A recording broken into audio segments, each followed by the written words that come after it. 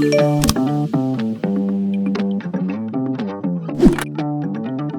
발 더 깊이 있게 뉴스 속으로 시사인이 만드는 정치 라이브 김은지의 뉴스인 2월 17일 방송 시작합니다. 안녕하세요. 저는 시사인 김은지 기자고요. 설 연휴 잘 보내고 계시는지요? 이 특별한 명절을 맞이해서 오랜만에 가족들 만나서 친척들 만나서 친구들 만나서 많은 대화하실 텐데 저희 시사인 구독자분들이라면 정치 이야기 빼놓으실 수가 없을 겁니다. 게다가 오는 6월 지방선거에서는 서울과 부산 격정지로 꼽히고 있는 곳인데요. 저희가 그래서 이번에는 좀 특별하게 설민심 임장 특집으로 마련했는데요. 이분들과 함께 저희가 민심 전문가 그리고 판세 전문가 그리고 부동산 전문가인지 잘 모르겠지만 적어도 설 느낌은 확실하게 난다라는 말씀을 드리면서 함께 이야기 나눠보도록 하겠습니다. 세 분 안녕하세요. 안녕하세요. 네, 저희 시작하기 전에 대표는 사자 보이스라고 이야기하긴 하던데 그러기 조금 그 사자 아니에요? 아니야? 네, 저승사자예요. 저승사자. 네. 누구 데려가야 돼 그러면 이번에 지방선거에 누구를 데려가야 돼? 아니 원래 컨셉은 임장이었는데 갑자기 네. 확 달라졌네요. 명절 느낌 나서 좋긴 한데 임장 단어 혹시 들어보셨습니까? 임장은 알고 있는데 예. 제가 보기에는 지금 임장보다는 환장하실 분들이 되게 많은데 말장난 이 시작부터. 오모 시장님 지금 환장하고 있습니다. 이 만만치 않은 지방선거를 맞이할 예. 것이다. 사자 보이스 컨셉이랑 그런 차원에서 어울린다는 생각이 제가 들긴 하네요. 몇 명 저승사자. 예, 정치적 저승으로 제가 오늘 데려가겠습니다. 시작부터 굉장히 세게 나오시는데 지금 이 분위기 적응 못하고 계시는 우리 장영철 지금 KSY 부소장님께서는 저도 적응 못하고 있어요. 예, 전문가 컨셉으로 나오신 건데 방송 초짜가 이 방송 전날 되면 뭐 입을까 고민을 좀 하거든요. 예. 예. 1도 고민할 필요 없는 날이었네요. 이 모양이 될 줄이야. 너무 예쁘고 잘 어울리세요. 저희 제작진들은 항상 이 설 추석 때는 설빔 그리고 추석빔을 준비하는데 그래요? 이거를 깜빡하고 말씀을 못 드렸습니다. 와서 그래도 기꺼이 이렇게 입어주시고 컨셉에 함께 해주셔서 너무너무 감사드리고요. 자, 다시 한번 소개해드릴게요. 이 장영철 KSY 부소장님이시고요. 반갑습니다. 네, 그리고 장성철 공론센터 소장님이십니다. 안녕하세요. 네, 점점 직급이 올라가네요. 그런데 우리 얼천 김준일 평론가는 시사평론가이십니다. 저는 전국을 통일했잖아요. 이미. 네. 얼굴로 차은우가 이미 몰락했기 때문에 좀 위험한 분입니다. 유일하죠. 네, 유일하죠. 얼천계에서는 제가 유일하게 나왔습니다. 아무리 설명절이어도 눈이 이런 거는 안 돼요. 눈이 부셔가지고 볼 수가 없어요. 네, 저희가 설민심 투어, 부산 민심 투어를 좀 집중적으로 해보려고 하는데 이 임장 컨셉으로 이야기를 하다 보니까 먼저 입지에 대한 설명을 드리고 그 입지에 대한 분석들을 해보려고 하는데 그래도 설이다 보니까 제가 이벤트 소소하게 하려고 하거든요. 시사인 이번에 그 설 특집 호가 나왔습니다. 2주치를 모아가지고 보실 수 있는 특집인데요. 지금 그 구독했다라고 아래로 나가는 자막에 구독 인증 보내주시면 10분 뽑아서 보내드리도록 하겠습니다. 자, 여러분들의 덕담도 함께 보내도록 할까요? 너무 호응 안 해주시는 것 같아요. 빨리 들어가겠습니다. 어머 나도 최고. 갖고 싶어라. 시사인 최고. 예. 나도 어떻게 받을 오랜만에 수가 오셔가지고 없을까? 지금 아니, 김준일 평론가 제가 이 시사인 쿠팡 기사를 쓴 이종택 기자님을 또 제 방송에 모셔가지고 예. 또 방송도 했어요. 그 정도로 이게 굉장히 의미가 있고 그럼요. 예. 훌륭한 탐사 보도다. 그래서 꼭 한번 이거를 사서 보셨으면 좋겠다. 이 생각만 제 말씀드립니다. 설날 선물로 저 시사인 저걸 받을 수 있다면 다른 모든 것과 다 바꾸겠습니다. 저는 설날 제일 큰 목표가 이 방송에 빨리 적응하는 게 될 거라고 상상도 못했는데 열심히 적응을 해보도록 하겠습니다. 자, 그러면 첫 임장지 서울로 가보도록 하겠습니다. 이제 임장하려면 입지 분석이 가장 중요하다 이런 이야기들을 부동산 카페에는 많이 올라오거든요.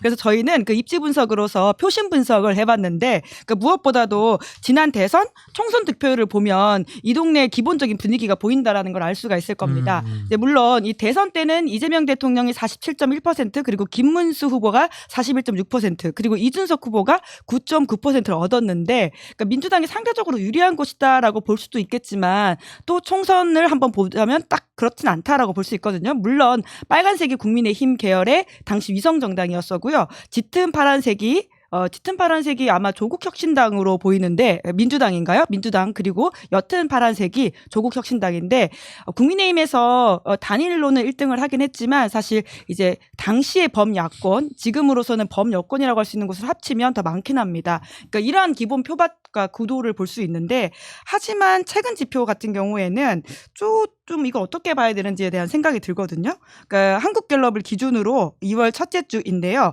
서울에서만 한정해서 보면 여당 후보를 다수 당선해야 된다라고 하는 것이 40이고요. 야당 후보를 다수 당선해야 된다라고 하는 게 40입니다. 의외로도 야당이 2%포인트 높은 상황이고요. 그리고 이재명 대통령 서울 지지율 같은 경우에는 잘하고 있다 57, 잘못하고 있다 35. 라고 할 수 있는데 이런 걸 좀 종합적으로 보면 지금 서울의 현재 구도, 그러니까 선거는 보통 그 구도, 인물, 바람이라고 하는데 구도를 어떻게 좀 평가해야 될지 우리 데이터 전문가 KSY 부소장을 맡고 계신 장 소장님 먼저 해주시죠. 안 그래도 적응 안 되는데 데이터 전문가 이렇게 하시면 진짜 적응 못합니다. 근데 기본적으로 지방선거는 뭐 게다가 지금 취임하고 1년 내에 진행되는 지방선거는 결국은 이재명 정부 대통령 선거입니다. 그러니까 대통령이 중심이 되는, 정부에 대한 평가가 중심이 되는 선거이기 때문에 여한 그 지표들을 여러 가지를 가지고 다양하게 분석을 할 수 있겠지만 제일 중요한 건 사실은 대통령에 대한 국정 지지도가 얼마나 되느냐가 판세를 사실은 좌우하는 거고요. 그런데 저는 이런 사실 뭐 그렇다 하더라도 서울은 나중에 가면 짱짱하게 둘이 원래 붙게 되는 구도로 갔었는데 이번 선거는 저는 좀 차이가 난다는 게 구도가 대통령 그 정부에 대한 평가라는 구도도 있지만 저 사실은 프로 대 아마추어라는 구도로 사실은 더 많이 느껴져요. 이게 국민의힘이 지금 하고 있는 걸 보면 정치를 이렇게 해도 되는가 할 정도로 한쪽에 이게 파트너로서 설 수 있는 좀 역량이 좀 안 되는 게 너무 많이 보이기 때문에. 프로 대 아마추어. 그렇죠. 민주당이 그리고 무엇보다 대통령이 가장 프로로서 정치를 리더해가고 있는 상황이기 때문에 이게 가장 크게 지방선거에서 작동을 하지 않을까라고 생각을 합니다. 오, 새로운 구도가 나왔네요. 프로 대 아마추어라고 하는 것인데, 근데 서울은 지금 여튼 집권을 야당이 하고 있는 상황이긴 하거든요. 우리 장 소장님 소용없어요. 소용없어요? 졌어요. 네. 국민의힘 졌어요? 졌어요. 이거 괜찮아요? 지금 아니, 2월이고 6월인데. 오세훈 시장은 내가 끌고 가려고 그랬는데 먼저 끌고 가면 어떻게 나 누구 데려가라고 지금. 전 장동혁 데리고 가겠습니다. 장동혁 때문에 안 된다는 거예요. 오늘은 온 게 아닌가요? 그럼 사실 저승사자가 아니라? 아니 그러니까 끝났어요. 뭐 볼 것도 없어요. 왜 그러냐면은 4개월 남았는데 지금 국민의힘에서는 오세훈 시장을 도와주지 못할 망정 흠집은 내고 있잖아요. 고성국 씨는 뭐 제명해라, 한동훈의 길 똑같이 가게 해라 이렇게 얘기하고 있고 지금 배현진 서울시당 위원장을 징계하겠다라고 윤리에 올렸잖아요. 왜 올렸겠어요? 한동훈 편 들고 오세훈 시장 편 들어서 그런 거 아니에요, 결국엔. 그러니까 뭔가 오세훈 시장을 흠집 내려고 하는 내부의 분열이 일어나고 있다고요. 우리 장 부소장님 옆에 계셔서 참 죄송하지만 선거는 진영이 분열되면 이길 수가 없어요. 왜 죄송해요, 근데? 그럴까요? 최고의 전문가인데 제가 이런 분열 막 이렇게 얘기하는 게 죄송하다는 거죠. 그러니까 저는 끝났다라고 힘드네요, 그냥 뭐 철이 없어서 그렇게 과감하게 얘기하냐 그렇게 얘기할지 모르겠지만 흘러가는 게 보면은 오세훈 시장 흠집내요 막 그런 다음에 어떻게 해서 오세훈 시장이 됐어. 그럼 이제 후보가 됐어. 장동혁 대표가 내가 저기 전한길 씨랑 같이 지원 유세하러 갈게요. 오세훈 시장이 저기 오늘 나는 선거 유세 안 합니다. 그렇게 할 가능성이 높아요. 그렇다면은 이건 지도부가 오세훈 시장 후보를 선거 운동 도와주는 것이 아니라 방해꾼이다라고 볼 수밖에 없는 상황입니다. 그래서 아까 우리 김은지 앵커님 말씀하셨듯이 선거는 구도, 뭐 인물, 바람 이렇게 얘기하지만 분열이 결국에는 오세훈 서울시장의 발목을 잘 붙잡고 있는 거 아니냐. 아마 극단적인 지지를 하는 쪽에서는 이번 서울시장 선거 때 내가 국민의힘을 지지하지만 오세훈 시장 안 찍을래라고 할 가능성이 커요. 왜냐하면 장동혁 대표에 대해서 당신 그만두라라고 했잖아요. 장동혁 대표를 지지하는 극단적인 지지자들이 오세훈 시장 찍어 죽겠어요. 그래서 그냥 저는 단순 무식하게 이번 선거 끝났다 이렇게 보여지는 거예요. 야, 4개월 전에 끝나는 선거다. 저는 한번 판이 흔들릴 거라고 보는데요. 먼저 이제 좀 최근에 이제 설 연휴 전에 나온 거긴 한데 여론조사를 하나 좀 소개시켜 드릴게요. 조원 씨의 나이가 7일에서 8일. 서울 시민 대상으로 806명 대상으로 여론조사한 거고 ARS예요. 그래서 이게 806명이기 때문에 오차 범위가 플러스 마이너스 3.5입니다.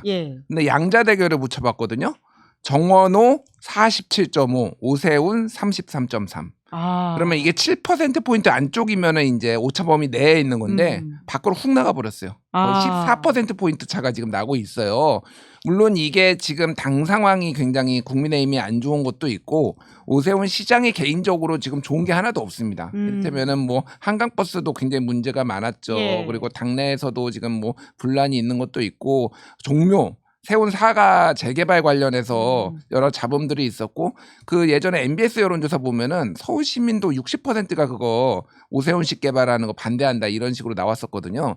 그러니까 지금 여론 자기가 추진했던 것들이 뭐 하나 제대로 되는 거 없고 뭐 서울 광장에다가 무슨 저기 UN 깃발 뭐 예, 이렇게 감사의 정원이라고. 감사의 정원 예. 이거 뭐 만든다고 했는데 그것도 각 국가에서 답이 없어요. 그거 뭐 무례를 했는데 뭐 이렇게 그러니까 지금 뭐 하나 지금 잘 되는 게 하나도 없다. 그런 상황이에요. 그래서 오세훈 시장이 지금 짜증이 늘었다고 합니다. 최근에 보면은. 오세훈 시장 짜증이 늘었다고요? 예. 그리고 그 장도혁 대표에 대해서 사퇴해야 된다. 이것도 주변에서는 다 말렸대요.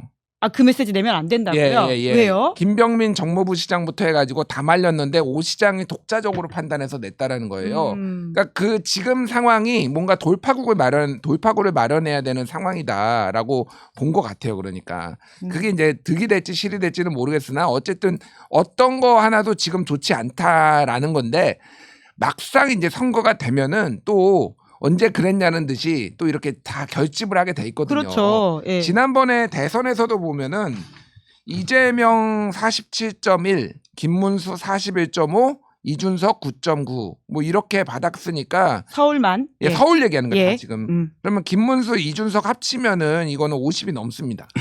예. 그러니까 기본적으로 그렇다고 이 둘을 합쳐가지고 오세훈이 그대로 받을 거라고 보면 안 돼요. 예. 이거는 완전 다른 판이기는 하지만은 이 서울의 특성상 이게 스윙 보터들이 많기 때문에 어떤 바람이 부느냐 이거가 굉장히 중요하다. 근데 사실은 정원호 구청장하고는 오세훈 시장은 대진운이 좋지는 않아요. 어떤 점에서요? 오세훈 시장의 장점을 상쇄할 수 있는 게 사실은 정원호입니다. 그러니까 오세훈이 그동안 이겨왔던 사람들은 다 정치인이었어요. 본인도 정치인이긴 하지만 예를 들면은 뭐 강금실이라든지 뭐 송영길이라든지 박영선이라든지 이런 식으로 다 이겨왔잖아요. 근데 정원호는 정치인이 아니라 행정가예요.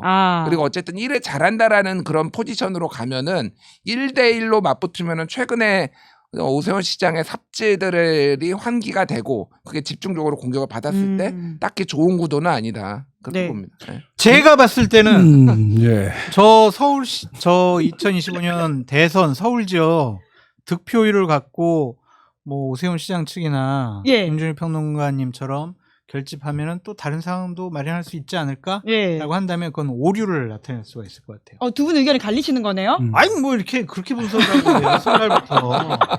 저거는 왜 우리 이재명 대통령이 47.1% 나왔냐면 비호감도가 높았기 때문이에요. 사법적인 리스크가 많아가지고 여러 가지 부정적인 평가가 좀 많았었거든요.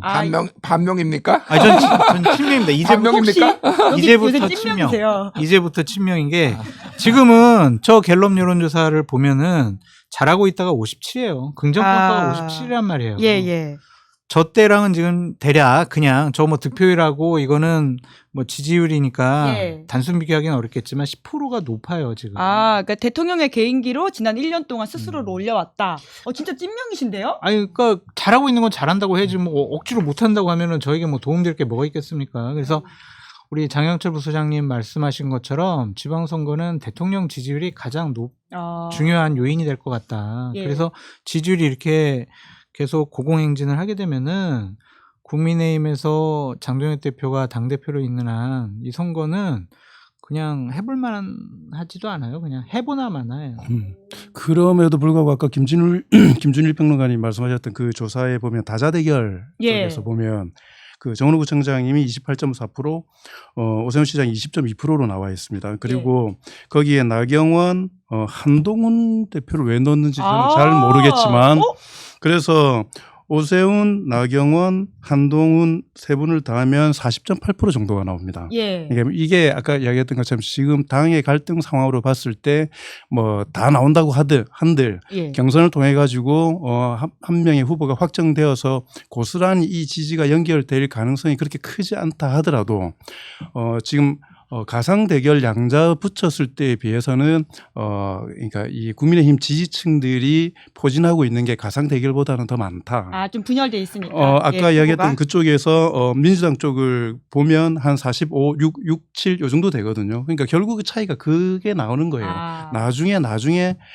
지금처럼 가면 아까 지금 말씀하셨던 장세철 소장님 말씀하셨던 것처럼 예. 택도 없지만 4개월 내에 정신을 차릴 가능성이 제가 봐도 없다고는 싶지만 국민의힘이 가장 잘하고 예. 민주당이 가장 못할 경우에 아깝게 국민의힘이 질 수 있는 상황이 될 수도 있을 거다라는 생각이 들기 때문에 예. 서울시장 선거는 마지막까지 사실은 긴장을 풀지 않아야 된다라는 그건 민주당이 늘 좀 각인을 했으면 좋겠어요. 하나 오세훈 시장 쪽에서 긍정적으로 볼 수 있는 건 있어요. 딱 하나예요, 유일하게. 뭐예요? 정원호 구청장이 만약 후보가 된다면 예. 그거는 정치 신인이잖아요. 검증대에 제대로 오르지 않았어요. 아하. 근데 이제 후보가 되는 순간 이제 탈탈 털릴 거란 말이에요. 예. 지금도 좀 흉흉한 소문이 좀 있더라고요. 여러 가지로 좀 뭐죠? 오세훈 시장 쪽에서도 이렇게 포착을 하고 지금 집중적으로 자료를 모으고 있는 것 같은데 이게 깨끗하고 일 잘한다라고 생각되는데 만약 거기 흠집이라도 하나 딱 보이게 되면은요. 그게 되게 커 보이거든요. 하얀 백지에 점 하나 이렇게 딱 찍힌 거 봐보세요. 오. 그건 되게 커 보인단 말이에요. 어. 그래서 그러한 도덕적 윤리적인 리스크가 정원호 구청장의 결정적인 발목을 잡을 수도 있다. 예. 그런 생각도 좀 듭니다. 근데 지금 예. 예, 저는 조금 의견이 다른 게. 뭘 달라? 오늘 의견이 다르시네요? 달라야지 이거를 해야지 그러면 다 똑같으면 뭐하러 두 명한테 두 명을 불러? 정원호 한 명만 구청장 그 불러. 네거티브 문제에 대해서 알아요, 몰라요? 아니 모르는데. 모르면서 지금 내랑 의견이 다르면 어떻게 나는 안다고. 오대훈 시장은 뭐 생태탕 나오고 뭐 한두 개였습니까 그러면은? 아, 되게 전형적인 그건 명절 후보잖아요. 풍경이네요. 그러네요. 밥상머리에서 다투는.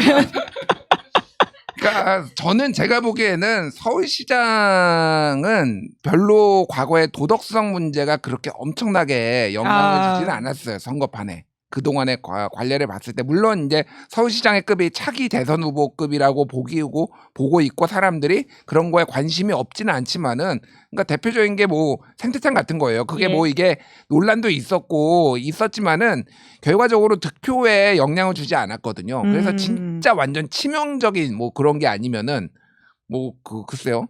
그런 게 아니면은 치명적인 걸 알고 계시는 거예요? 오. 아이. 만약 그게 사실이라면. 그런데 아까 볼 것도 없이 국민의힘 진다고 하셨잖아요. 또 지금 현재 구도랑 상황 보면 그런데 아. 그 치명적인 것이 사실로 드러나고 또 X8 정원호- 또 8이 한다. 옛날 윤석열 X8 팔더니 또 다 이제. 사실로 맞았잖아요. 거기 틀린 게 뭐가 있어요? 진짜 이렇게 궁금해지는구나. 궁금해지네요. 그것이 사실로 드러나고 해명과 대처를 제대로 못하면은 저거는 서울시장 자리가 민주당에서 탈환할 수 있다. 몇 월 정도에 나와요? 그건 모르죠. 예, 정원호 클라우드 총장이 장. 일단 후보 선출이 돼야지 아니, 문제 그런데 제기를 그러게요. 예. 네, 제가 두 가지 말씀드리면은 지금은 양자 대결을 정원호뿐만이 아니라 예. 다른 사람의 민주당의 박주민이라든지 다른 사람이 해도 이기는 게 굉장히 많이 나와요. 그러니까 오세훈 시장 자체가 꼬꾸라진 거예요. 지금 예. 민주당이 전체적으로 대통령의 지지율에 등을 업어가지고 잘하는 것도 있지만은 그래서 물론 이게 끝까지 갈 거라고 아까 전에 저는 보지 않는다고 말씀을 드리기는 했지만 그럼에도 불구하고 오 시장이 지금 경쟁력을 회복을 해야 된다. 그러니까 왜 5선을 해야 되는지 예. 오 시장이 자기가 옷이라서 5선 해야 되는 건지. 우리 유달리 시작부터 우리 김일평론가. 그러니까 그거 설득이 안 돼요, 솔직히. 나는 예. 왜 해야 되는지 솔직히 모르겠어. 정파적인 걸 떠나서 4선까지 했는데 5선을 왜 해야 되는 것인가. 예. 바람이 좀 변화가 필요하다라는 서울시민의 생각이 많을 거고 저는 변수 하나 다른 거 말씀드리면은 부동산 가격이에요, 사실. 대통령이 그래서 선제적으로 왔지만은 만약에 부동산 가격이 가능성은 낮지만은 갑자기 막 급등하고 뭐 이게 언론에서 계속 보도하고 그러면은 이게 상당히 민심을 흔들 가능성이 있다. 그렇게 봅니다. 예. 네. 대통령 그 지지율이 가장 큰 구도를 차지한다는데 대부분 다 동의하실 건데 내용을 보면요. 예. 내용을 보면 대통령 지지율의 실체는 뭐냐. 사실은 유능 대 무능이라는 프레임이 가장 강고하게 자리하고 있는 거거든요. 그게. 예. 대통령 지지율은 유능하기 때문이에요. 기본적으로 도덕성 뭐 이런 부분들보다 당장 먹고 사는 문제에 있어 가지고 일 잘하고 유능하고 실적이 있고 성과를 만드는 정치에 대한 요구들이 가장 크게 작동하는 것이기 예. 때문에 아까 김준일 평론가님 말씀하셨던 것처럼 대체 장성철 소장님이 어느 정도 수준의 그 내용을 알고 스타일을? 계신지는 잘 모르겠지만 웬만한 거 가지고 이 구도를 깨기는 어려울 거다라고 웬만합니다. 생각합니다. 예, 웬만합니다. 그래요? 예. 아니 뭐죠? 아니 보통 이런 거 말씀하시고 나면 언제 깹니까? 그러게요. 몇 월 달 정도에 나오는 거예요? 후보가 되고 난 다음에 아껴야죠, 사실. 5월달쯤. 5월? 야, 선거 직전인데, 자, 그러면 지금 세 분의 전제 자체가 지금 서울시장 선거가 오세훈 vs 정원호가 될 가능성이 높다라고 보시고 있는 것 같은데, 그럼에도 불구하고 사실 아직 민주당에서도 정원호 구청장을 비롯해가지고는 다른 분들의 지금 출마 선언을 하신 분들이 계시거든요. 네. 이름을 말씀 안 드리면 또 서운해 하세요. 해야죠. 그래서 말씀을 드리자면, 이 4선의 박홍근, 서영교, 3선의 박주민, 전현희, 재선의 김영배, 그리고 원외에는 정원호, 그리고 지금 박용진 전 의원 같은 경우에는 이름이 오르내리고 있는 상황이다. 왜 내 이름이 두 번째로 불러요? 내가 여성이라 그런 거예요? 김은지 앵커 좋게 봤는데 이제부터 안 좋게 볼 거예요. 혹시 뭐 있어요? 뭔가 했네. 서영교 예. 의원. 야. 네. 그러니까 여튼 지금 정원호 구청장이 민주당에서 후보가 될 가능성이 제일 높다라고 세 분 다 보시는 건가요? 아직 몰라요. 근데. 오늘 아니, 모르는 가능성이 상황. 높죠. 네. 가능성이 높은. 왜냐하면 수치상으로 지금 자작 민주당에서 높게 나오니까 약간의 바람이 분 거는 맞는데 이제 또 경선 과정에 들어갔을 때 의원들끼리의 뭐 합종 연행도 있을 테고 또 하나는 이제 정원호 구청장에 대한 검증이 또 들어갈 거예요. 사실. 장 소장님 말씀하신. 네, 근데 뭐 그게 같은 건지는 모르겠으나 이제 당성이라든지 예를 들면은 이런 것들에 대해서 조금 이제 검증이 들어가기 시작하면은 또 판이 어떻게 될지 이게 막 압도적으로 지금 앞서는 건 아니거든요. 지금 예. 상황이. 그러면은 뭐 박주민 의원이나 이런 분 사실 양강구도인 것 같고 지금 박주민 의원이랑 예.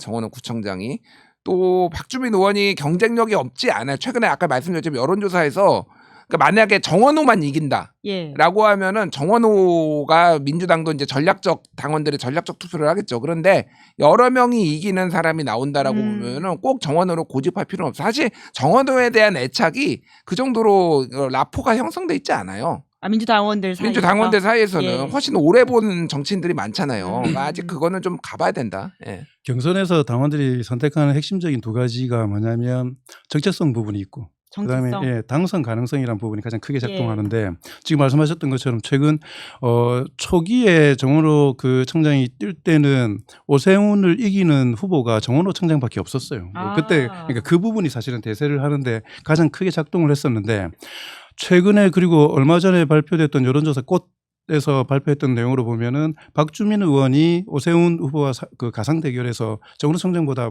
그 사이가 좀 더 벌어진 조사 결과도 나왔었거든요. 그러니까 이렇게 되면 그 다음부터는 기쁘게 당원들이 정리를 하게 되는 거죠. 누구를 선택할 거냐. 누가 나가도 이길 수 있다면 어떤 사람이 더 민주당스럽고 어떤 사람이 더 우리의 기호와 애정에 부합하느냐라는 정체성이라는 측면들이 작동하기 때문에 그 부분이 하나의 좀 이 계기가 될 수 있을 거고 그리고 아까 말씀하셨던 것처럼 그 여론조사 제 1월 달 조사에서 2월 달 조사가 달랐던 게 뭐냐면 김민석 총리가 1월 달에는 들어갔다가 2월 달에는 안 들어갔어요. 근데 2월 달에 안 들어갔는데 정원호 청장은 지지율이 그대로 유지가 되고 다른 후보들 같은 경우에는 조금씩 올랐어요. 아주 미세하게.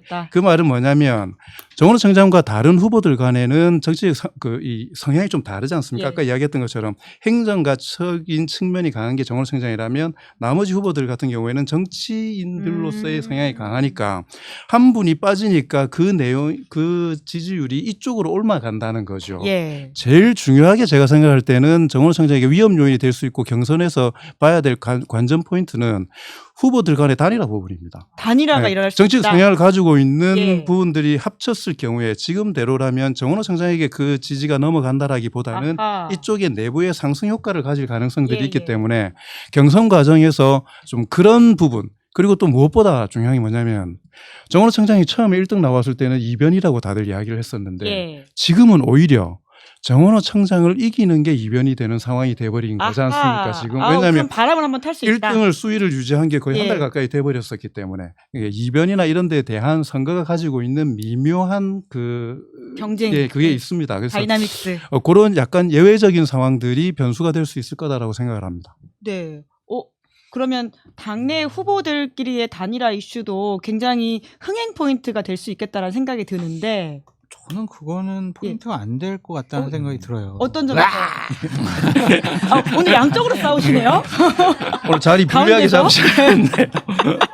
왜냐하면 다 박주민 의원으로 뭐 단일화한다라고 생각하실 수가 있는데 그게 아닐 수도 있죠. 그럼 저는 정원호 구청장을 지지해요.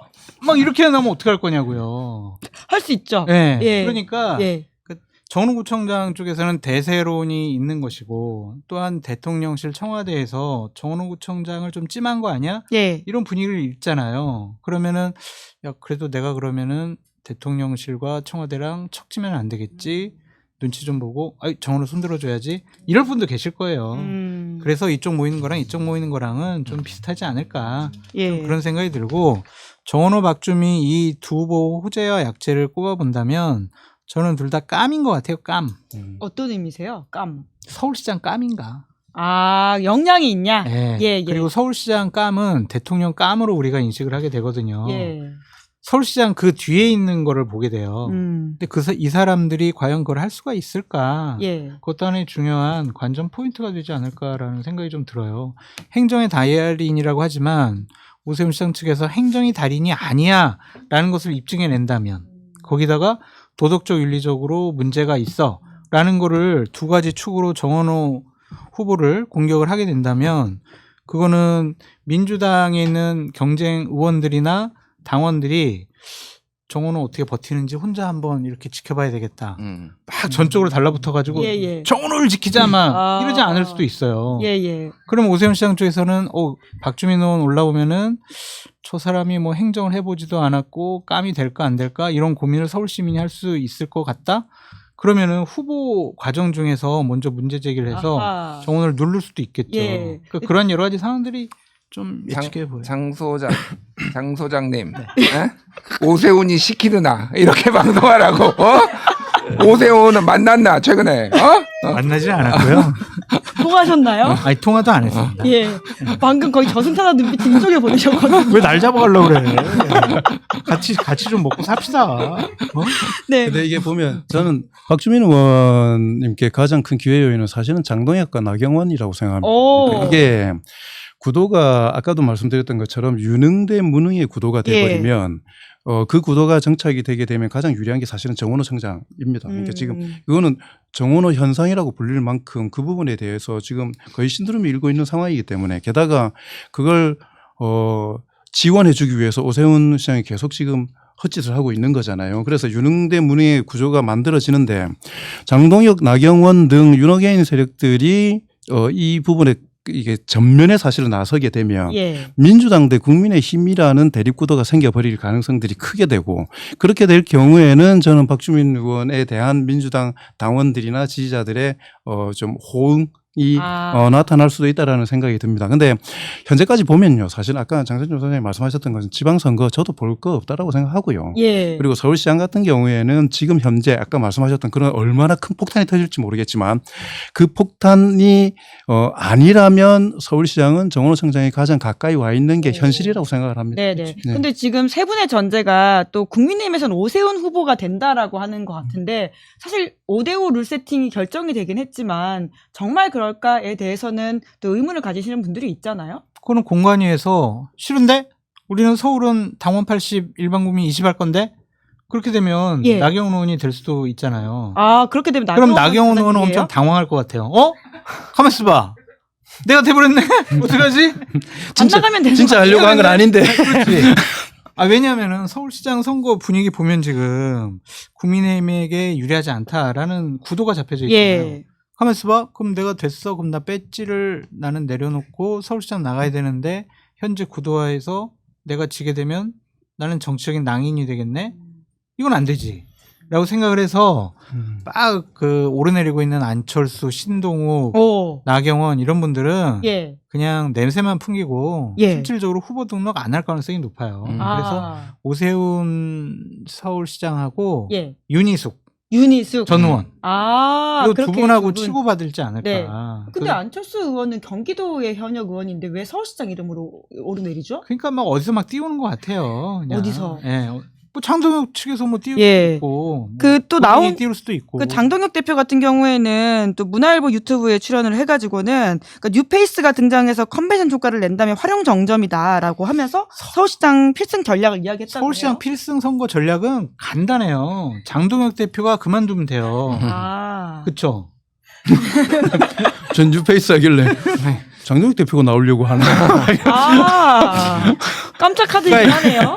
윤어게인 세력, 부정선거 세력의 대변자인 상징적인 의미를 갖고 있는 장동혁 대표가 있는 한 서울에 있는 중도층이라든지 합리적인 보수층에서 서울시장 후보를 국민의힘에게 표를 주지 않을 가능성이 좀 높아 보입니다. 그리고 선거운동 유세하러 온다 그러면은 아마 후보 측에서 도망다닐 것 같아요. 그 여튼 지금 오세훈 후보가 될 가능성이 제일 높다 이렇게 보시는 거네요, 세 분 다. 예. 그러니까 그냥 현역들 아무도 안 나올 거예요. 아. 같은 얘기인데 못하러 또 해야지. 아니 그렇다고 글로 한마디 더 하려고. 밥상머리 친척들 대화를 확실히 보는 느낌이 그렇다고 있어요. 그냥 안 되겠어 오늘 도저히 여러분들 이 바닥은. 친척들이랑 정치 이야기할 때는 항상 조심하셔야 그런 거 됩니다. 있잖아요. 옆에 그 불편한 그 사위 같은 느낌이에요. 내 편 들으라고. 공간은 난리치고 있고 옆에서 누구 편도 못 들고 지금. 역할 배분이 확실히 되어 있습니다. 뉴페이스 추천드리겠습니다. 누구? 노페이스 전환길이라고. 예. 확실하게 선거에 한 번도 출마하지 않은 예. 완전 뉴페이스잖아요. 뭐 그러긴 하죠. 예, 전환길을 전면에 내세워서 아. 지금 바람을 일으킬 수 있다. 서울시장 선거죠. 예. 역풍이 불겠지. 뭐 네. 바람은 바람이네요. 엄청난 바람이 불죠 그러면. 예. 네, 뉴페이스 추천. 혹시 뭐 다 오세훈 후보가 된다라는 생각을 하신다면 그러면 아까 잠깐 김진일 평론가가 말씀하셨던 근데 서울 선거 같은 경우에는 이제 부동산 이슈라고 하는 것이 또 하나의 화약고가 될 수 있다라는 식의 말씀을 해주셨는데, 그러니까 좀 변수가 될 만한 건들이 사실 트럼프발 리스크라는 것도 있고 그리고 코스피가 계속 유지가 될 수 있느냐라는 부분도 있는 것 같아요. 서울시장 선거에는 그런 부분을 가장 영향받는 유권자가 많지 않나라는 생각도 드는데 어떻게 보세요? 저는 국정 운영권에 관련해 가지고 변수가 될 부분은 저는 그렇게 많지 않다고 생각합니다. 그러니까 지금은 이미 대통령의 어떠한 것이든 간에 무언가 좋은 의사가 있을 거다, 좋은 결과가 있을 거다라는 기대감이 높아져 있는 상황이기 때문에 순간순간적인 이 대외적인 대내적인 불안감이 이 기대감을 꺾지는 못할 거라고 생각이 들어요. 부동산 대책 관련해서 사실은 이 정도로 강도 세게 워딩을 하고 있는데도 서울 쪽이나 전체적인 국정 지지율이 높아지고 있어요. 서서히. 그 말은 이미 충분히 지금 주사를 맞고 있고 이 정부는 무언가라도 저 방향으로 하겠다라는 신뢰가 생겼기 때문에 다른 부분은 없는데 저는 여전히 한 가지 좀 걸릴 수 있다라면은 이해운 후보 다음에 뒤에 여성 장관 등등 남아있는 인사가 있습니다. 그러니까 늘 그랬듯이 이번에 이재명 정부의 국정 지지율이 약간이라도 이렇게 출렁출렁 될 때마다 있었던 건 뭐냐면 인사 문제 때문에 사실 그런 문제들이 좀 많아요. 인사. 그래서 뭐 좋은 분이 돼야 된다라는 게 국정을 위해서도 필요한 거고 선거를 위해서도 인사 문제에 있어서 훨씬 더 좀 온전하고 꼼꼼하게 해야 될 필요가 있을 것 같다. 그 문제 이외에는 전 이재명 대통령, 이재명 정부와 관련된 변수는 그렇게 크지 않을 거다라고 생각합니다. 기획예산처 장관 후보자로 혹시 이름이 오르내리시는 분 계십니까? 모르겠습니다.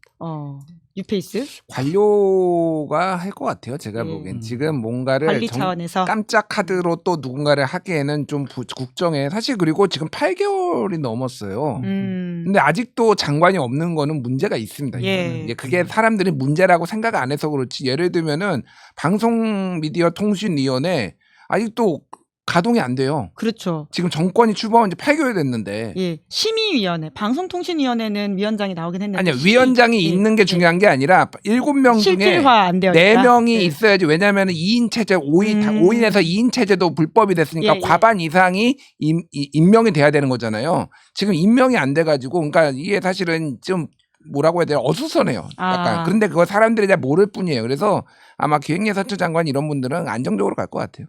네. 그러면 저희가 이제 부산 이야기로 넘어가야 되니까 서울시장 선거 관련해서 혹시 좀 못하셨던 이야기 있으시면 제가 질문을 많이 준비했는데 좀 원래도 그렇지만 늘 준비된 대로 되고 있지 않아가지고 우리 장소장님이 짧게 조국혁신당하고 합당이 불발됐잖아요. 예. 지금 민주당하고 지방선거 이후로 이렇게 된 상황이라면 조국혁신당에서 후보를 낼 것인가? 서울시장 선거에 네, 누구를 낼 것인가? 이거는 모르는 거죠. 그러니까 야. 단일화를 하더라도 우리가 조국혁신당의 몸값을 올리기 아하. 위해서는 오히려 전략적으로 낼 수도 있는 예, 거예요. 예. 그러면 어떤 사람이 나올 것인가? 그리고 지금 개혁신당도 김정철 최고위원이 예. 지금 나온다고 얘기를 하는데 거기에 뭐 함익병 원장 뭐 이런 분들도 얘기가 나와서 얼마나 또 표를 가져갈 수 있을 것인가 이것도 좀 관전포에 그래서 크게 보면 사자 구도가 될 수도 있다. 와 사자구도. 사자 보이스? 예 오늘 유달리 아재 개그 많이 하는 김진일 평론가. 예. 근데 부산 광역단위 시장 선거를 볼 때는 시장 선거 사실은 제일 중요하긴 한데 지금 같은 그 상황이 유지가 된다면은 아마 국민의힘 지지자들이 투표를 포기할 가능성들이 많습니다. 대부분 다 여러 가지 이유로 승리 가능성이 없다라는 것, 그 다음에 오세훈 시장이 만약에 된다라고 하면 오세훈 시장에 대한 비호감 때문에 그러니까 투표를 안 하러 간다는 말은 뭐냐면 서울시장만 죽는 게 아니고요. 기초자치단체장들이 다 죽는 겁니다. 구청장도 찍고 그렇게 이렇게 해야 되죠. 되니까. 그러니까 그래서 지금 국민의힘은 전체적으로 지방 권력 전체가 다 무너지는 길들을 가고 있기 때문에 지금 돌리기도 어려운 상황이고 그래서 저는 오히려 구청장 몇 개가 어떻게 배분이 될까 하는 부분들도 서울시장 선거에 되게 큰 관전 포인트가 될 수 있을 거라고 그렇겠네요. 생각합니다. 2022년에는 국민의힘이 압승을 했었기 때문에 윤석열 정부가 막 들어선 때여가지고 굉장히 정반대가 나올 수도 있는 상황이다라는 말씀으로 이해하면서 부산으로 넘어가도록 하겠습니다. 부산 같은 경우에 입지 분석을 해보면 사실 서울보다 더 이제 민주당으로서는 어려운 곳이라고 볼 수 있는 곳인데 이재명 대통령의 그 부산 대선 결과 득표를 보면요 40.14였고요. 김문수 후보가 51.39, 이준석 후보가 7.55였습니다. 그리고 비례 같은 경우에는 국민의 미래가 45.93, 조국혁신당이 22.47, 더불어민주연합이 20.84였고요. 그리고는 이제 대통령 이제 지지율과 그리고는 지방선거 기대 결과와 관련해서는 부산에서는 여당 후보 다수 당선이 38, 야당 후보 다수 당선이 32. 오히려 여기는 여당이 좀 더 높긴 하네요. 모름 응답 거절이 가장 많습니다. 31. 가장은 아니고요. 상대적으로 많은 상황이고요. 이재명 대통령 지지율 같은 경우에는 갤럽 2월 첫째 주 기준으로 잘하고 있다 48, 잘못하고 있다 34, 의견 유보 18 이렇게 나오고 있습니다. 어떻게 좀 기본 구도를 보세요? 먼저 여론조사를 소개시켜드리고 전문가 얘기를 듣는 게 좋을 것 같은데 부산 언론인 연합회가 지난 5일부터 6일까지 또 이제 설 연휴 전이죠. 여론조사를 했는데 이게 ARS 조사고 부산 지역의 1,008명 대상 그러니까 플러스 마이너스 3.1이에요. 오차 그러면 6.2% 바뀌면은 이제 오차범위 바뀌죠. 양자 가상 대결에서 전재수 46.7, 박형준 38.4. 차이가 좀 나네요. 예, 이건 오차범위 밖으로 나갔어요. 그러니까 지금 전재수 의원이 상당히 사법 리스크에도 불구하고 상당히 선전을 하고 있다라는 거고 정당 지지도도 이 같은 조사에서 민주당 41.9, 국민의힘 40.7. 그러니까 이제 오차범위 내에서 숫자는 이제 민주당이 더 높을 정도로 민주당에 대한 부산 지역의 기대가 높다. 이거 말고도 다른 여론조사를 봐도 민주당 국힘의 지지도가 낮고 그러니까 비슷하거나 낮고 민주당이 높은 게 꽤 나와요. 그러니까 그러니까 지금 두 가지인 것 같아요. 하나는 지역 발전론이 가장 큰 것 같습니다. 그러니까 부산은 지금 딴 거 없어요. 그러니까 부산은 그러니까 전재수 전 장관이 해양수산부를 이전해 온 것이 굉장히 큰 효과를 보고 있다. 그러니까 뭔가를 지금 이재명 정부 초기에 실세가 시장이 돼가지고 더 부산에 많은 거를 가져올 수 있다라고 한다라면은 기꺼이 표를 던지겠다라는 부산 시민이 상당히 많다라고 이제 하나를 보면 그게 큰 구도인 것 같고 하나는 좀 과거 전체적으로 이 역대 선거들을 보면은 이 보수의 우위가 점점점 약해지고 있어요. 그러니까 정확하게 사라지지는 않고 지난번에도 총선에서 전재수 의원 1명 당선됐지만은 표 차이가 거의 한 5%포인트 안쪽으로 다 붙었거든요. 접전이었다. 거의 접전이었어요. 그러니까 접전에 가까운 선거구가 굉장히 많았어요. 물론 최후의 순간에는 국민의힘을 선택했지만은 지금은 좀 다르다 이번에는. 다르다. From 부산이지 않으십니까? 그렇죠. 전 아까 장성철 소장님 하셨던 그 표현으로 이야기하고 싶은데 선거 끝났습니다. 여기도요? 왜 이렇게 다 끝났어요? 아직 4개월 남았는데. 문제는 부산 선거를 이야기할 때 항상 그 이야기 하거든요. 결국은 딱 까면 저쪽으로 다 간다. 그리고 보수층이 이쪽이 승세를 가져갈 경우에 저쪽이 결집한다. 지난번 그 7회 지방선거 할 때 문재인 대통령 PK 지지율이 60에서 70%였습니다. 예. 근데 실제로 오거돈 시장의 득표율은 55.23%였거든요. 그러니까 여론조사에서 잡히지 않는 샤이 보수들이 있다라는 근거들로 항상 이 이야기를 들어요. 지난 총선 때도 출구조사를 딱 하니까 우세 1개에 경합이 11개로 나왔었는데 결국은 전재수 장관 혼자 경합 11개는 다 민주당이 다 졌네요. 예. 근데 제가 생각할 땐 그렇습니다. 문재인 대통령 때 지지율이 그러니까 여론조사 높았던 이유는 한반도 평화 분위기 예. 이런 부분들이 크게 작동을 했었잖아요. 그리고 지난번 총선 때 같은 경우에는 윤석열 정권에 대한 심판 기조들이 전체를 다 장악을 그랬죠. 했었어요. 예. 되게 어찌 보면은 정치적이고 이념적인 아젠다들을 가지고 여론에서 우위를 차지했었기 때문에 예. 실제 찍을 때는 그 부분에 대해서 보수층들이 결집하면서 저는 방어막을 형성했다라고 생각을 합니다. 오히려. 근데 이번에는 아까 그 김준일 평론가님 말씀하셨던 것처럼 지금 여론 지지율이 높은 이유는 실제로 부산 발전에 대한 기대감 때문이거든요. 과거의 지지랑 좀 다른 거다. 거다. 이건 진짜 일에 대한 사업에 대한 부분들인 겁니다. 이제 나한테 혜택이 올 것 같고 실용적인 부산이 뒤집어질 것 같은 실질적인 기대감이 생긴 겁니다. 그렇기 때문에 저는 이렇게 돼버리면 어떻게 되냐면은 결집이 무력화돼 버릴 거예요. 아마 투표를 안 하게 될 거예요. 보수 결집이 무력화된다. 부산이 발전해야 된다는 데 대해서 동의하지만 민주당을 찍을 수 없으니까 어떻게 해야 되냐면은 투표를 포기할 수밖에 없게 되는 겁니다. 투표장 안 간다. 저는 오히려 그런 것들로 지금의 그들이 좀 이렇게 유지가 될 것 같고 사실은 전재수 후보가 저는 후보가 될 거라고 생각을 하고 또 시장이 지금 추세이면 될 거라고 생각하는데 가장 큰 위험 요인이 뭐 다 대한민국이 다 알고 있겠지만 통일교 관련된 문제 아닙니까? 그런데 해수부 이전하는 날이 12월 8일이었고 그 통일교 터진 날이 12월 9일이었어요. 근데 그 이후로 두 자릿수로 벌어지기 시작했어요. 오히려. 그 전까지도 좀 이기고 있었지만 그러니까 결국은 뭐냐면 기대감이 약간의 의혹을 뒤집어 엎고 있는 상황인 겁니다. 지금. 그렇게 되면 이거 잘 안 흔들리거든요. 저는 이 추세가 유지가 될 거다라고 생각을 합니다. 네, 가운데에 계신 우리 소수 의견을 가지신 장성철 소장님. 정확한 분석. 아니 갑자기 가운데에서 오늘 굉장한 역할을 하고 계시네요. 지금 가장 그 유혹이 생겨. 나는 안 정확해. 나도 완전 지금 사실은 같은 이야기 했는데. 나이 먹어봐. 약간 비슷한 결이긴 했어요. 나이 설날 돼서 나이 한 살 더 먹으면은 그 전에 얘기했던 건 다 까먹어. 요거 듣고 맞다고 생각하고 잊어버리는 거예요. 박형준은 뭐 안 시키드나. 장동혁하고 술 먹었대. 그래서 별로 마음에 안 들어요.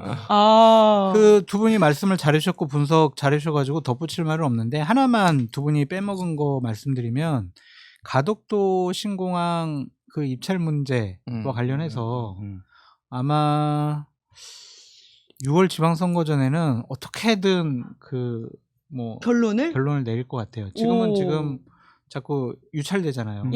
한 군데만 했다 자격 조건이 안 된다 그러는데 어떻게 해서든지 그것이 이제 진행된다라는 사인을 부산 시민들에게 주게 되면은 그것은 해수부 이전과 가덕도 신공항 추진 이건 보수 정권에서도 못했던 거였거든. 그럼 부산 시민 같은 경우에는 찾는 거지. 빌미를 찾는 거죠. 내가 국민의힘을 지지하지 않아도 나는 양심상 나는 내 감정상 나는 꺼리길 게 없어. 그래 해수부도 이전에 해줬고 솔직히 저기 당대표가 장동혁이고 옆에 붙어있는 게 전환길 고성국인데 그리고 가덕도 이명박 박근혜도 다 그거 안 한다고 하고 막 그랬던 거 딱 이재명 정권에서 해주네. 그럼 뭐 대선도 아니고 지방선거 우리 지역 발전 힘있는 대통령 측근 지역 발전 앞당길 수 있는 힘있는 부산시장 그냥 전재수 찍어주지. 전재수가 낙하산 인사도 아니고 부산에서 계속 활동해왔던 사람이고 사람 좋다고 하는데 통일교 문제도 특별히 도덕적 문제 없는 것 같고 그러면 그냥 전재수 찍어줄래. 아유 난 정말 장동혁이랑 술을 먹은 박영준은 안 찍어줄래. 이렇게 될 가능성이 높죠. 그래서 우리 장 부소장님 말씀하신 것처럼 부산시장도 국민의힘이 상당히 어려울 것 같다. 한동훈이 시키드나. 한동훈 전 대표 어디로 나가는 거예요? 아니 몇 가지 이제 변수들이 있기는 해요. 지금 최근에 아까 전에 소개시켜드린 여론조사 있잖아요. 그게 이제 다자구도 이제 선호도를 물어봤는데 주진우 의원이 보수에서 2등했어요. 어머, 주진우 의원 이름이 올라갔어요? 주진우 의원 그 다음에 김도읍 이렇게 나왔어요. 그래서 지금 박형준으로는 좀 안 된다. 아. 이런 여론이 좀 있어요. 물론 예, 박형준 시장은 어떻게 해서든 나오려고 하겠지만은 만에 하나 진짜 최악의 경우에 정말 선거가 박형준으로 어려워질 경우에는 후보를 바꿔버릴 수도 있다. 국민의힘에서는. 국민의힘에서는 그러니까 뭐 장동혁 대표가 박형준 시장하고 일시적으로 가까워진 건 맞지만 그건 박 시장이 지금 본인이 다급해가지고 손을 잡은 거라고 봐야지 박 시장 뭐 날리는 게 그렇게 큰 문제는 아니죠. 선거를 만약에 부산까지 내주면은 장동혁이 위태위태합니다. 그럴 거 아니에요. 예. 그러니까 서울, 부산이 사실은 장동혁의 목숨이 달린 데거든요. 여기는. 그러면은 부산까지 내주면은 이거는 완전 참패, TK밖에 안 남는 거예요. 그런다고 본다면은 후보를 교체할 가능성을 배제할 수 없다라고 하나를 보는 것 같고 또 하나는 이제 폴리마켓이라고 예. 이게 그러니까 예측을 하는 거, 선거 예측을 하는 건데 최근에 전재수하고 이 박형준하고 이게 뒤집혔어요. 원래는 당선 확률이 전재수가 높았는데 예. 최근에는 전재수가 45, 박형준이 51, 아니요 53 이렇게 나왔어요. 그러니까 이게 뭐냐면은 결국은 다시 보수 결집을 할 것이다라는 전망적 예측을 하시는 분 이제 이런 게 있는 선반영이 되어 있다. 제가 뭐 이거를 무조건 신뢰해야 된다라는 게 아니라 과거의 역사를 봤을 때 예. 보수 결집이 있었어요. 그리고 뭐가 있냐면은 부산이 미묘하게 밸런스 패치를 해요. 항상. 이게 선거가 압도적으로 어느 당이 이길 것 같으면은 그 당이 완전 의도하지 않게 의석수를 다 가져가지 않게 몰았지. 그게 대표적인 게 지난 총선이에요. 균형을 좀 맞추는 게 있다. 민주당 바람이 불었지만은 오히려 부산에서는 한 석밖에 못 했거든요. 민주당에서 최대 10석까지 얘기했어요. 사실은 그때. 아까 말씀하셨던 딱 접전지. 그런데 이렇게 밸런스 패치를 해준 거예요. 그리고 2016년 총선에서도 그때는 민주당이 많이 당선됐어요. 그때는 물론 민주당이 일당이 되기는 했지만 한석 차이로 새누리당을 누른 거고 사실은 약간 새누리당에 대한 응징이 더 많았거든요. 그러니까 여기서 밸런스 패치를 내부적으로 이렇게 미묘하게 하는 게 있으면은 지금 지방선거가 완전 민주당 판이 될 가능성이 있거든요. 그러면은 보수가 오히려 선택적 전략적으로 그렇게 좀 결집할 가능성 배제할 수 없다. 배제하세요 그냥. 그러니까 이게 지방선거 같은 경우에는 실제로 그러니까 이 뭐 부정적인 표현이 아니라 이익 투표를 많이 하지 않습니까? 그러니까 실질적인 그 이익이 되느냐를 그래서 저번에 문재인 대통령 때도 부산시장뿐만 아니라 23년 만에 정권 교체하고 그 다음에 전체 구청장 중에 2석 빼고 전부 민주당이 싹 쓰질 했었어요, 사실. 그러고 나서 그 다음에 물론 또 싹 다 뺏겼지만 그래서 이번에 사실 물이 들어와 있는 상황인데 아까도 말씀드렸던 것처럼 현실적인 기대감이라는 게 가장 높은 상황에서 이 선거는 부산 선거가 이재명 정부 대 국민의힘 구도가 서 있는 상황에서는 국민의힘은 무슨 정을 빼는 재주를 써도 못 이깁니다. 이 부분에 대해서는요. 가덕도가 이제 그 정점을 찢을 것 같다라고 말씀드리는 건 뭐냐면 해수부의 이전은 상징적인 측면이 커요. 근데 가덕도를 계약을 맺어가지고 진행시키겠다는 것은 현실적인 이익이에요. 돈이 뿌려져요. 지금 대략 10조에서 15조 얘기를 하잖아요. 20조가 될 수도 있어요. 향후 대략 뭐 한 7, 8년 동안 부산 지역에 10조에서 20조 사이의 돈이 대략 그럼 15조라고 할게요. 그 돈이 뿌려진다고 생각해 보세요. 거기 이해관계 대상자들 얼마나 많겠어요. 언론부터 달라질걸요 아마. 그러니까 거기서는 계속 부산 지역에 있는 언론들이 힘을 합쳐가지고 여기는 단결해 있거든. 가족도 이거 해야 된다고 막. 저 이해관계 있다고 봐요. 그렇기 때문에 그것만 딱 결정이 된다고 하면 현실적으로 부산 지역에서 박영준 시장이 수성을 할 거다라고 예측하기는 쉽지는 않습니다. 후보 교체 가능성까지 있다고 하니까 정말 다이나믹하게 선거가 진행될 것 같다라는 생각이 들고요. 아직 뭐 4개월 남았으니까 중간에 한번 이분들과 임장을 더 가야 되겠다라는 생각이 들긴 하네요. 근데 시간이 벌써 이렇게 되어가지고 마무리로 그래도 저희가 못 다룬 지역에 대한 세 분의 이야기를 좀 듣고 싶어가지고 각자가 주목하고 있는 지방선거의 지역과 인물은 뭔지 좀 여쭤보려고 하거든요. 임장 지역으로 선택하실 만한 곳이 있으실까요? 저는 경남. 예. 그러니까 흥미진진할 것 같아요. 지금 김경수 위원장이 지금 등판론이 얘기가 나오고 있고요. 그리고 박완수 현 지사. 근데 경남이 원래 당연히 민주당이 어려웠던 데인데 김두관 지사도 있고 이제 이겼던 경험이 있단 말이에요. 그러면은 이번이 만약에 완전 대승을 거두려면은 사실은 어게인 2018이 되려면은 경남 부산을 다 가져와야 되는 거예요. 그러면은 경남에서 지금 여론조사가 몇 개가 있는데 제가 수치는 말씀 안 드리겠지만은 박한수가 앞서는 거, 김경수가 앞서는 거, 엎치락뒤치락 이런 거 저런 게 다 나오고 있어요 지금. 예. 여기가 생각보다 완전 초접전이 될 수도 있겠구나 지금. 오. 뭐 그런 생각이 들어요. 그래서 이게 소위 말해서 완성할 수 있느냐 없느냐가 경남에 달렸다. 아 이재명 정부 입장에서는. 예, 이재명 정부 입장에서는 아. 그렇게 보입니다. 예. 야 경남까지 이기면 완승이다. 예. 전 강원 할까봐 약간 긴장하고 있습니다. 당연하실 것 같아서 제가 했습니다. 야, 이 훈훈한 마무리. 사실 관심 있는 후보님들이 몇 분 계신데 실제로 그 우상호 그 수석이 좀 네. 후보로서 지금 유력하지 않습니까?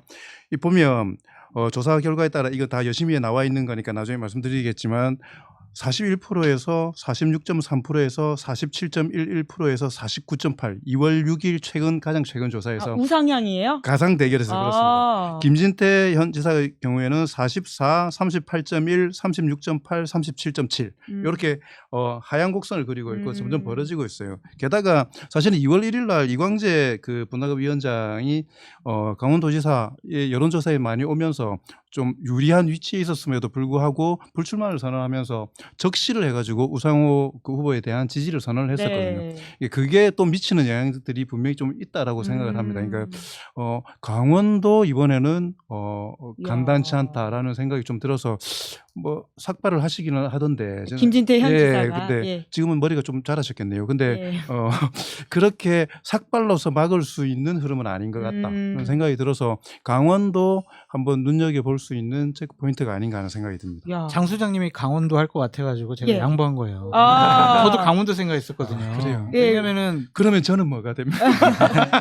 왜냐면 이제 확실히 거기가 격전지다. 지난번 예. 대선에 보면은 영남을 제외하고 강원도에서 국민의힘이 이겼잖아요. 그렇게 보수화돼 있다고 보여졌는데 이번에 여론조사를 보면은 강원도에서 김진태 지사가 상당히 고전할 가능성이 높아서 예. 그러면은 철저하게 국민의힘은 이제 영남 정당화되는 전초점 부울경 중에 또 한두 군데나 세 군데 다 뺏기게 되면은 대구 경북 TK 자민련 될 수밖에 없지 않느냐. 야. 강원을 지키느냐 안 지키느냐가 상당히 중요한 포인트인데 두 분이 다 얘기하셨으니까 다른 관점으로 경기도지사 같은 경우에는 민주당 후보가 누가 될까 궁금해요. 오.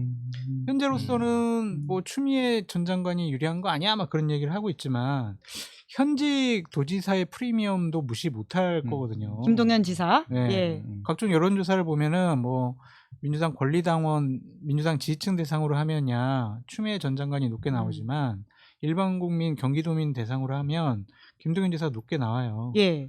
그리고 이제 이 경선 과정 중에서 예. 우리가 유의 있게 봐야 될 거는 그 여론조사에서 잡히지 않는 권리당원들이 결집력과 충성도를 이제 발휘를 해서 예. 후보를 다른 사람을 선택할 수 있다라고 주장하는 분이 있죠. 그게 어떤 의미예요? 김병주 의원은 아. 유튜브 구독자를 보면 자기가 민주당 진보진영 정권 내에서는 3위에 해당해야 한다. 예, 예. 그만큼 자기가 권리당원들에게 소구력이 있다. 그래서 내가 여론조사에서는 좀 뭐 덜 나오는 것 같지만 결국 당원 투표로 가게 되면은 아, 당내 경선에선 내가 자신 있다. 내가 예. 뭐 잘 될 수 있지 않겠느냐. 예, 예. 그런 얘기도 하시고 한준호 의원 같은 경우도 대통령의 픽이다라는 소문이 있잖아요. 그분의 이제 어떤 결과가 또 어떻게 나올지 예. 그렇게 되면은 어부지리로 김동연 지사가 거기 민주당 결선 투표가 있나요? 아직 그래서 세팅이 안 되어 있는. 안 돼 있어요?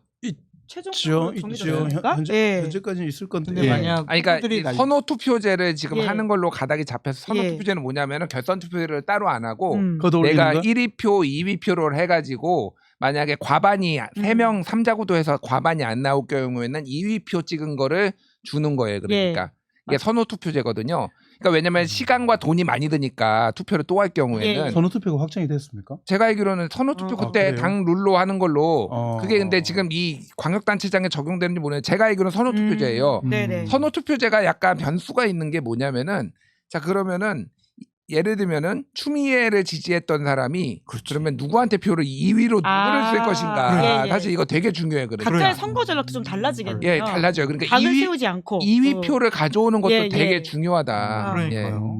그러니까 네. 다 다른 사람 다 찍었는데 그래도 김병주가 지난 내란 사건 때 내란 사태 때 아주 열심히 했으니까 내가 2등 투표는 김병주 의원 줘야지 이렇게 생각할 수도 있고 김명주 의원한테 굉장히 호의적으로 말씀하셨어요. 밥 한 번 먹었거든요. 그리고 이제 다른 분들 같은 경우에는 다 찍었다가 그래도 현재 김동연 지사가 경쟁력도 있는 것 같고 도지사 활동 잘한 것 같아. 네네. 그래서 이등표를 또 김동연 지사한테 줄 수도 있을 것 같고 김동연 지사도 만나셨나요? 통화했어요. 아. 꼭 그런 일들이 벌어지지 않을까. 추미애 얘기 안 하는 거 보니까 아무런 입질이 없어요. 네. 근데 결선 투표가 있으면은 제가 볼 때는 경선에 있어 가지고는 김동연 지사가 제일 유리할 거고요. 네. 아. 왜냐하면 네. 김동연 지사를 빼고 나서 나머지 분들이 색깔이 비슷하신 분들이지 않습니까? 네, 그러네요. 네, 그렇기 때문에 근데 예를 들어서 처음에 과반을 획득하지 못하더라도 예. 결선에서 사실 결선까지 오를 때 1등으로 오르면은 그게 뒤집히는 게 간단치가 않아요. 아하. 그런데 선호가 되면은 오히려 아까 말씀드렸던 것처럼 결이 다르다는 게 1, 2위 표를 가지고 오는데 한 개로 작동할 수 있기 때문에 그거는 김동연 지사한테 되게 불리하게 작동할 수 있을 것 같다는 생각은 듭니다. 근데 부러워요. 자, 국민의힘은 지금 출마할 사람이 없잖아요. 양철이 나온대요. 양철이. 양철? 지금 원유철, 심재철. 아하. 지금 뉴페이스 극우의 아이돌 또 누구죠? 김민수 지금 무시하십니까? 거기는 부산 나간다. 김민수 부산 나간다. 부산 나가서 재보궐 뺏기면 안 돼. 선거. 네. 예. 아. 자, 이게 너무 재밌는데. 부러워 지금. 이분들과 함께 임장을 더 해야 될 것 같다는 생각이 들고 아직 남아있는 지역들이 많아서 오늘 서울 부산만 하기에는 이거 참 아쉽다라는 생각이 드네요. 그래서 설 명절이니까요. 덕담으로 좀 마무리해 주십시오. 정치 얘기 절대로 하지 마십시오. 저희 실컷 했는데 저희 방송도 보지 마시고 설 연휴 여기까지만? 지난 다음에 보십시오. 이 방송만 보고 더 이상 하지 마. 안 돼. 이거 보지 말고 설 연휴 지난 덕담이 다음에 아닌데요? 시사인 방송 봐주시기 바랍니다. 자, 우리 김철일 평론가도 덕담해 주시고. 예. 코스피 1만 가자. 진정한 덕담이네요. 예, 제가 예전에 코스피 5천 예제 한번 얘기한 적 맞아요. 있었잖아. 예, 예. 잡주도 잡주를 파십시오. 팔아서 삼성전자를 사십시오. 잡주에 미련을 가지면 안 됩니다. 야, 대형주 중심으로 일만 가자. 자, 지방선거 이대로 쭉 그게 제 덕담입니다. 예, 어떤 마음을 담으신 것 같은데요. 정치적인 편향성을 갖고 있습니다. 잘로. 진짜. 국민의힘 잘라버려. 망했다고 이야기. 자, 오늘 덕분에 너무 설명절이 풍성해지는 것 같고요. 재밌게 정치하게 해봤습니다. 세 분과는 다음 임장을 기대하면서 오늘은 여기까지 하겠습니다. 세 분 수고 많으셨습니다. 고맙습니다. 예. 감사합니다. 예, 저희는 내일 오후 5시에도 방송했습니다. 내일 오후 5시에는 윤석열 내란 선고 D-1일이라서요. 특별한 내란 선고 방송 준비했는데 장윤성 기자 그리고 오랫동안 이 취재해왔던 이은기 기자 그리고 방예린 활동가와 함께 이야기하도록 하겠습니다. 오늘 방송 재밌게 보셨다면 구독, 좋아요, 알림 설정 부탁드리겠습니다. 고맙습니다. 시사인이 만드는 정치 라이브 김은지의 뉴스인 매주 월요일부터 목요일까지 오후 5시에 생방송됩니다. 구독, 좋아요, 알림 설정으로 함께 해주시면 큰 응원과 격려가 됩니다.